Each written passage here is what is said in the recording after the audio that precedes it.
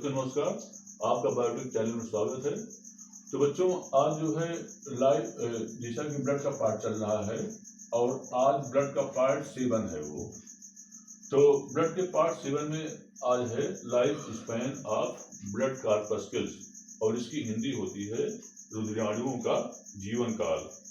तो रुधिराणु जो होता है अपनी न तो मरम्मत कर सकते हैं और न तो वृद्धि कर सकते हैं जो है वो, इसलिए इनका लाइफ स्पान जो होता है वो फिक्स होता है और लगातार ये वर्क करते रहते हैं, इसलिए जो होता है जल्दी ही ये नष्ट भी होते रहते हैं। अब आती है कि इनका माने की तीव्र गति से शरीर में जो होता है इनका एक स्थान पर दूसरे स्थान पर इनका जो होता है वो प्रसिद्ध होने के कारण जो होता है ये शीघ्र नष्ट होते रहते हैं और ब्लड कैपिलरीज में गुजरते समय या कणिका पारण या इसे हम कहते हैं डायापेडेसिस कहते हैं जो है वो डायापेडेसिस, या इसे क्या कहते हैं, इसे कणिका पारण कहते हैं जो है वो। कणिका पारण के समय जो होता है ये जो होता है प्राय टूट जाते हैं वो। अब आती है कि जो आरबीसी होता है, आरबीसी या उसे क्या कहते हैं, लाल रक्त कणिकाएं कहते हैं, उनका जीवन काल जो है 120 डेज होता जो है वो। लेकिन जो माने कि मोस्टली होता जो है 120 दिन होता है। अब आती है माने हम लोग मनुष्य में जो है वो, लेकिन जो कणिका में माने कि जो कि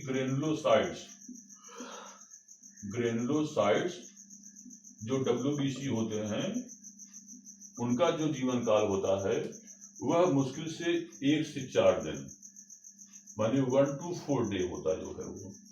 माने कणिकाओं के जो WBC होते हैं उनका जो लाइफ स्पान होता है वह 1 to 4 माने मुश्किल से 1 से 4 दिन जीवित रहते हैं। जबकि कणिका विहीन माने एक ग्रेनुलोसाइट WBC होते हैं उनका जो जीवन काल होता है वह कुछ दिनों तक और कुछ जो होता है महीनों तक क्या होता है बच्चों को जीवित रहते जो है वो। अब आती है कि जो ब्लड प्लेटलेट्स होता जो है वो, ब्लड प्लेटलेट्स या रुधिर पट्टिकाणु जो होते हैं जो है वो, रुधिर पट्टिकाणु और स्पिंडल सेल, रुधिर पट्टिकाणु या जो होता है जो अन्य कशेरुकी होते हैं उसमें स्पिंडल सेल कहते हैं और इनका जीवन काल जो होता है मुश्किल से 1 या 8 से 10 दिन तक जो है बच्चों सिर्फ इसमें होता है वो। तो ये रहा किसके बारे में, life span of the blood corpuscles होता है वो। अब आती है कि नेक्स्ट होता है डिस्पोजल ऑफ डिसइंटीग्रेट्स। नेक्स्ट हेडिंग आता है डिस्पोजल ऑफ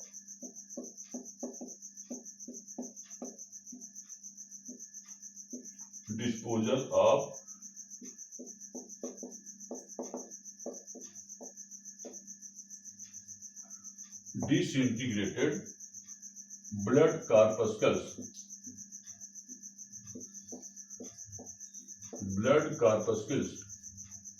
और इसकी हिंदी होती है विखंडित रुधिराणुओं का निपटारा और इंग्लिश में क्या होता है डिस्पोजल ऑफ डिसइंटीग्रेटेड ब्लड कार्पस्कल्स और हिंदी होता है विखंडित रुधिराणुओं का निपटारा।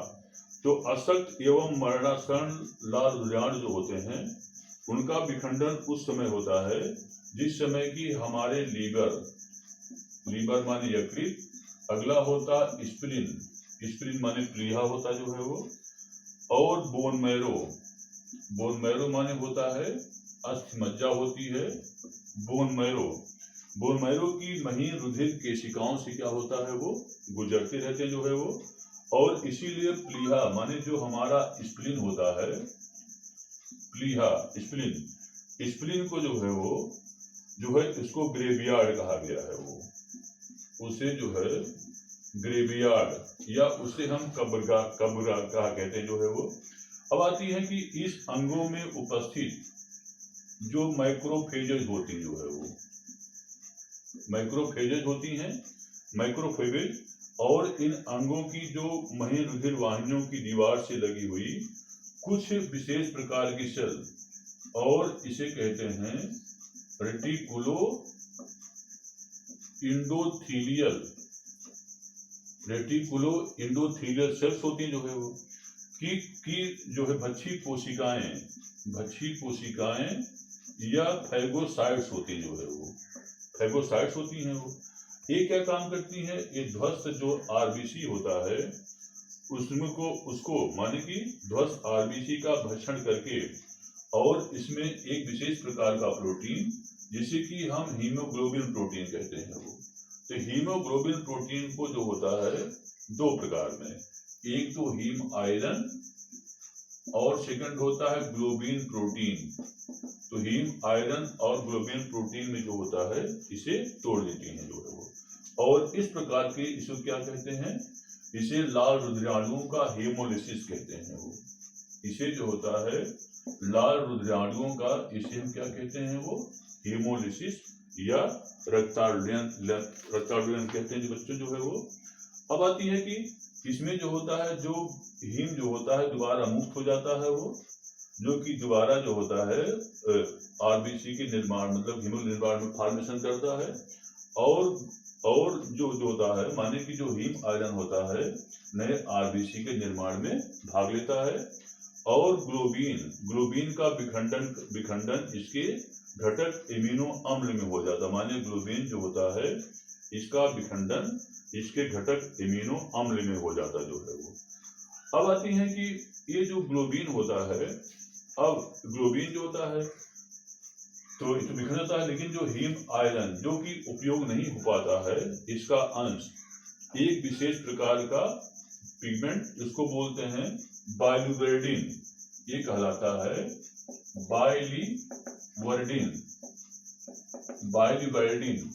बाइलिवर्डिन नामक जो होता है एक हरा रंग बदल जाता जो है वो। और फिर इसके बाद क्या होता है कि यही जो होता है एक विशेष प्रकार की नारंगी रंग, और इसे कहते हैं बाइलिरुबिन कहते हैं जो है वो। बाइलिरुबिन में नामक की तरंगा बदल जाती जो है वो।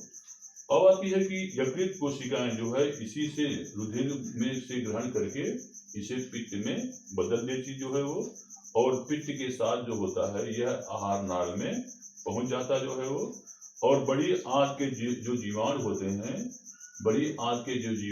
हैं इसे एक विशेष प्रकार का पदार्थ और उसको कहते हैं यूरोबिलिनोजन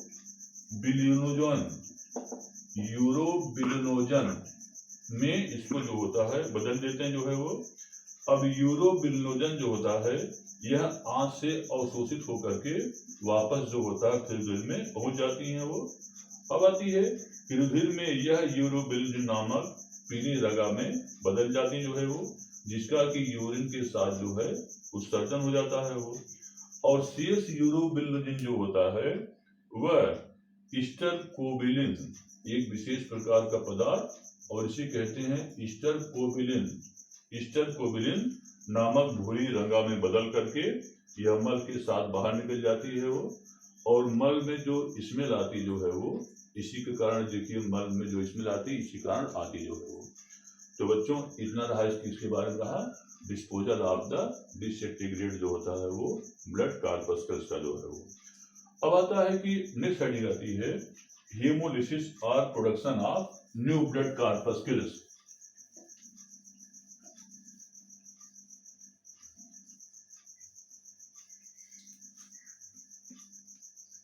नेक्स्ट है हेमोलिसिस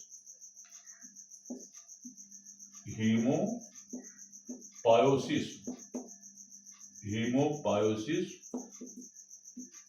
or production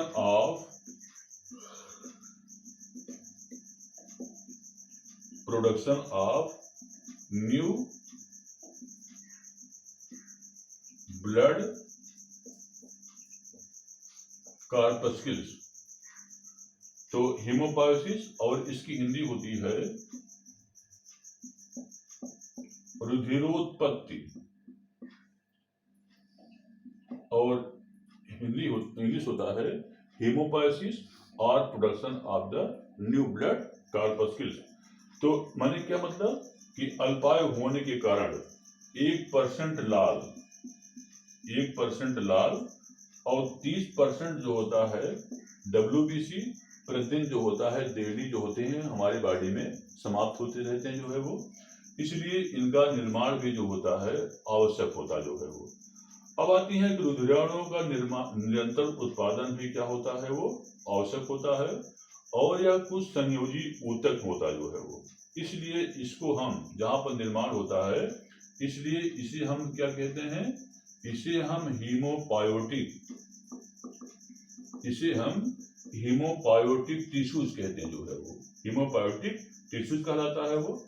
तो जिस समय एम्ब्रियोनिक कंडीशन होती है तो रुधिराणु जो हमारे होते हैं बोन मैरो माने अस्थि मज्जा, बोन मैरो माने अस्थि मज्जा, और इसके अलावा याकशय,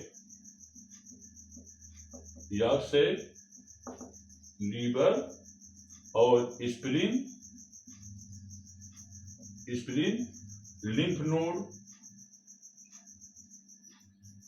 लिम्फ नोड्स और थाइमस ग्लैंड जो है इनका फॉर्मेशन होता है वो। लेकिन वयस्क अवस्था में अधिकांश रुधिराणु जैसे कि RBC और ग्रेनुलोसाइट WBC तथा प्लेटलेट जो है वो, मोनोसाइट तथा प्लेटलेट जो होता है, इनका केवल जो हाथ पैर की लंबी हड्डियां होती हैं, हाथ लंबी हड्डियां, पसलियां, उरोस्थ, कशेरुका और करोट माने जो कपाल की हड्डियां होती हैं, ठीक है, उसमें एक विशेष प्रकार का पदार्थ होता है और उसे हम कहते हैं रेड बोन मैरो कहते हैं वो, रेड बोन मैरो कहलाता जो है वो, या इसे कहते हैं लाल अस्थि मज्जा कहते हैं वो, इसमें बनता रहता जो है वो। और लिम्फोसाइट जो होता है, लिम्फोसाइट जो होती हैं, इसका निर्माण मुख्यतः थाइमस में, कुछ प्लीहा में और कुछ जो होता है हमारे लिम्फ नोड्स में होता रहता जो है वो। अब आती है कि लाल अस्थि मज्जा माने रेड बोन मैरो जो होता है, इसके संयोजी ऊतक की सूक्ष्म रुधिर वाहिनियों के बाहर उन कोशिकाओं का जमा होता है जिन्हें हम रुधिराणु बनते हैं, और इनका एक कोशिकाएं जो होती हैं भ्रूण की एक विशेष प्रकार की, उसे कहते हैं मीजनकाइम।